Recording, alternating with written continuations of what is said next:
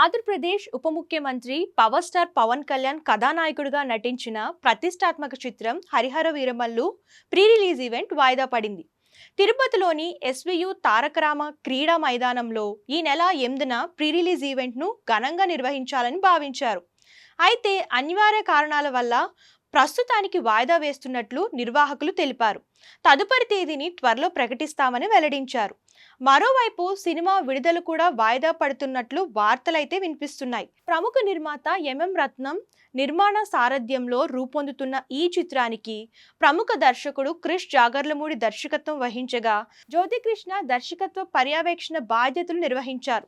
ఈ నెల 12న ప్రపంచవ్యాప్తంగా సినిమా విడుదల కావాల్సి ఉంది. కానీ పోస్ట్ ప్రొడక్షన్స్ పనులు, కొన్ని విఎఫ్ఎక్స్ పనులు పూర్తి కానందున సినిమా విడుదల వాయిదా వేయాలని నిర్మాత నిర్ణయించుకున్నట్లు సమాచారం. ప్రీ రిలీజ్ ఈవెంట్ వాయిదాకు సంబంధించి అధికారిక ప్రకటన వెలువడినప్పటికీ సినిమా విడుదల వాయిదాపై అధికారికంగా ప్రకటన రావాల్సి ఉంది.